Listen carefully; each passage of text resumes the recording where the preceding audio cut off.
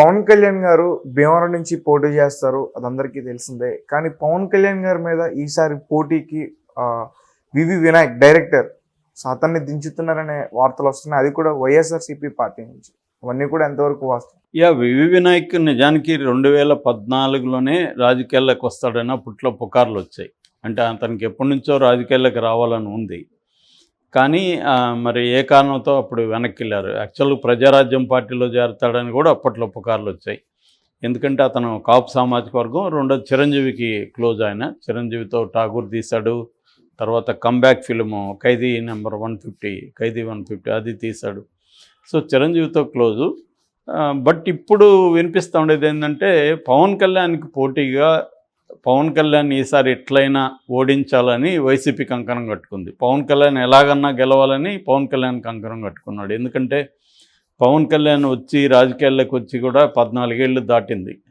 2008లో party పెట్టినప్పుడు వచ్చాడు ఆయన ప్రజారాజ్యం. సో ఈయన పార్టీ పెట్టి కూడా జనసేన పెట్టి కూడా 10 ఇయర్స్ అయిపోయింది. 2014లో పెట్టాడు. సో ఈ కాంటెక్స్లో ఇప్పటివరకు ఆయన అసెంబ్లీ మెట్లు ఎక్కలేకపోయాడు. ఇప్పుడు ఎట్టి పరిస్థితిలో అసెంబ్లీలకు అడుగు పెట్టాలని, ఇంకా కాలం కలిసి వస్తే ముఖ్యమంత్రి ఉప ముఖ్యమంత్రి ఆయన అవ్వాలని ఆయన కళ్ళగా ఉంటున్నాడు. ముందు అతన్ని ఓడిస్తే ఎలా ఉంటుంది అనేది వైసీపీ ప్లాన్.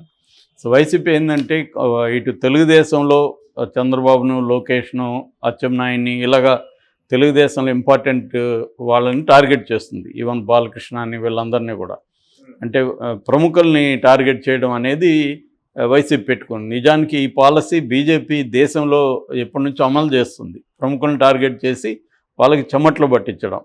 అంటే దానివల్ల వాళ్ళు ఓడినా గెలిచినా కూడా వాళ్ళు ఏంటంటే ఎక్కువగా ఆ నియోజకవర్గాల మీద ఫోకస్ చేయాల్సి ఉంటుంది. దానివల్ల వేరే నియోజకవర్గాలకి వీళ్ళు తగిన సమయం కేటాయించలేరు. అదొకటి. రెండోది ఏంటంటే వాళ్ళకే డిఫికల్ట్గా ఉందన్న ఒక మొరేల్ని దెబ్బతీయడం కూడా ఉంటుంది కేడర్లో.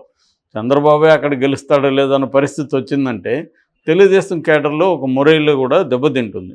ఇటువంటి మల్టీపర్పస్ స్ట్రాటజీని జగన్ ఇప్పుడు అమలు చేస్తున్నాడు. అలాగా పవన్ కళ్యాణ్ని ఓడించడానికి ధీటైన అభ్యర్థి కావాలి. ఆ ధీటైన అభ్యర్థి కోసం వివి వినాయక్ అయితే ఆయనకి ఇమేజ్ ఉంది. రెండోది ఆయన కూడా తూర్పుగోదావరి జిల్లా చాగల్లు వెస్ట్ గోదావరి జిల్లా చాగల్లు వాళ్ళది నేటివ్. వాళ్ళ ఊరు పక్కనే దొమ్మేరు అని ఉంటుంది. దొమ్మేరు ఈవివి సత్యనారాయణది. ఆ దొమ్మేరులో వీళ్ళ అమ్మమ్మ తాతయ్యలు ఉండేవాళ్ళు అప్పట్లో. సో తను కూడా అక్కడ చదువుకున్నాడు వివి వినాయక్. అందువల్ల ఈవివి దగ్గర ఆయన ఫస్ట్ అసిస్టెంట్ డైరెక్టర్గా జాయిన్ అయ్యాడు ఆయనకి అబ్బాయి గారు సినిమాకి. దాని తర్వాత సాగర్ దగ్గర 4 ఏళ్ళ పైన పనిచేశాడు.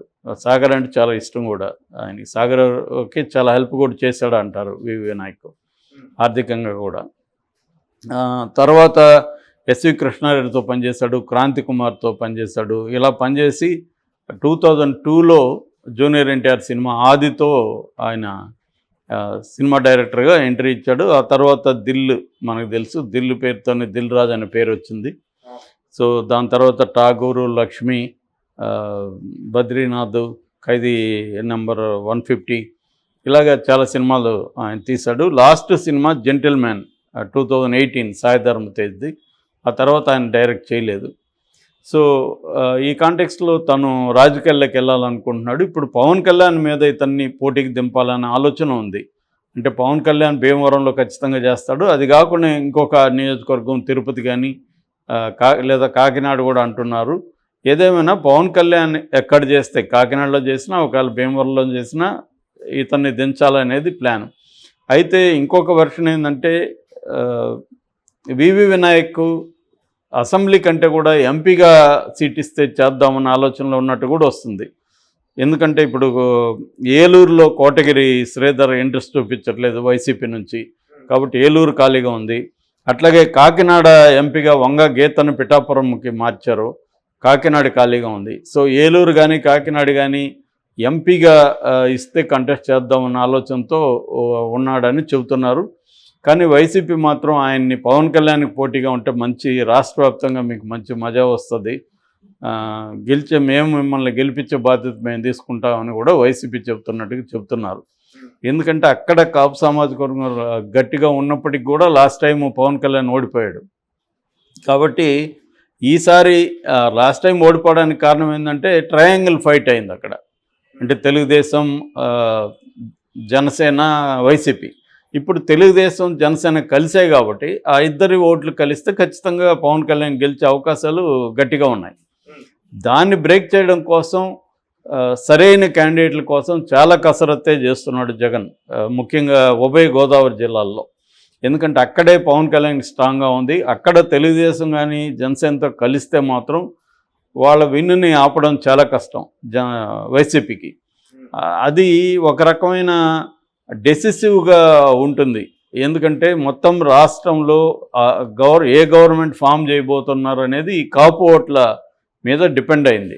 దాదాపు వాళ్ళు 20% ఉన్నారు మొత్తం ఓట్ల షేర్లో. సో అది కానీ మొత్తం కానీ ఇటు జనసేన, తెలుగుదేశం కూటమికి కానీ ట్రాన్స్ఫర్ అయితే మాత్రం వైసీపీకి చాలా రిస్క్ అయితే ఉంది. అందుకని దాన్ని అటు వెళ్లకుండా చూడడానికి రకరకాల వ్యూహాలు, ఎత్తులు, పై ఎత్తులు జగన్ చేస్తున్నాడు. ముఖ్యంగా కాపులు స్ట్రాంగ్గా ఉన్న చోట బీసీలకి టికెట్లు ఇవ్వడం అనే ఒక స్ట్రాటజీని జగన్ అమలు చేస్తున్నాడు. బీసీలకు ఇవ్వడం ద్వారా కాపులకు పోటీలుగా బీసీలని ఆర్గనైజ్ చేయడం ద్వారా బీసీల సంఖ్య కాపుల కంటే కూడా ఎక్కువ ఉంటుంది. కాబట్టి బీసీలను అందరినీ పోలరైజ్ చేయగలిగితే విన్ అవ్వడం ఈజీ అనేది జగన్కు ఉండే ఒక ప్లాన్. సో ఈ ప్లాన్లో రకరకాల ఇవి జరుగుతున్నాయి. అందులో భాగంగా ఇప్పుడు వివి వినాయక్ని ఇక్కడ దించుతున్నట్టుగా మనకి అర్థం చేసుకోవచ్చు. యాక్చువల్గా వినాయక్ పూర్తి పేరు గండ్రోత్ వీర వెంకట వినాయకరావు, కానీ వివి వినాయక్గా పాపులర్. వాళ్ళకి థియేటర్ ఉంది. కొంత కుటుంబం పెద్ద కుటుంబం. వీళ్ళకి 2 బ్రదర్స్ ఉన్నారు, 3 సిస్టర్స్ ఉన్నారు. సో థియేటర్ బిజినెస్ ఉంది. కొంత అక్కడ డిస్ట్రిబ్యూషన్లు అవి కూడా వీళ్ళు అప్పుడప్పుడు చేసేవాళ్ళు. సో ఈ కాంటెక్స్ట్లో అతనికి విస్తృతంగా అక్కడ పరిచయాలు ఉన్నాయి వినాయక్కి. ఎందుకంటే ప్రతిసారి అతను అక్కడికి వెళ్ళడం, కొద్దిగా వినాయక్ ఉండే నేచర్ అంటే కొంత డబ్బులు జనాలకి ఇవ్వడం, అవసరమైన వాళ్ళకి, ఇటువంటి నేచర్ ఆయనకు ఉంది ముందు నుంచి కూడా. అందువల్ల కూడా అక్కడ మంచి పేరే ఉంది. కాబట్టి ఇప్పుడు తెలుగుదేశం, జనసేన కూటమి నుంచి ఈయన నిలబడినప్పుడు పవన్ కళ్యాణ్ వైసీపీ నుంచి నిలబెట్టాలని ప్లాన్ చేస్తున్నారు. కాకపోతే ఇంకొక ప్రాబ్లం ఏంటంటే ఈయనేమో చిరంజీవికి క్లోజు వినాయక్. మరి పవన్ కళ్యాణ్ యాంటీగా రేపు మాట్లాడాల్సి వస్తుంది. మాట్లాడినప్పుడు చిరంజీవి యాంటీగా కూడా మాట్లాడాల్సి వస్తుంది. అలా మాట్లాడతాడా వినాయక్ ఎందుకంటే సౌమ్యుడు అనే పేరు ఉంది. మరి ఇప్పుడు అగ్రెసివ్గా ఉండాలి. ఎందుకంటే పవన్ కళ్యాణ్ చాలా అగ్రెసివ్గా ఉంటాడు అక్కడ. ఖచ్చితంగా రేపు పొద్దున పవన్ కళ్యాణ్ వినాయక్ మీద కూడా అటాక్ చేసే అవకాశం ఉంది. సో అలాంటప్పుడు వినాయక్ కూడా రివర్స్లో అటాక్ చేస్తాడా అన్న ఒక డౌట్ అయితే వైసీపీ శ్రేణుల్లో ఉంది. వినాయక్కి ఇమేజ్ ఉంది, లేకపోతే ఆయనకి ప్రజల్లో మంచి పేరు ఉంది, అన్నీ ఉన్నాయి.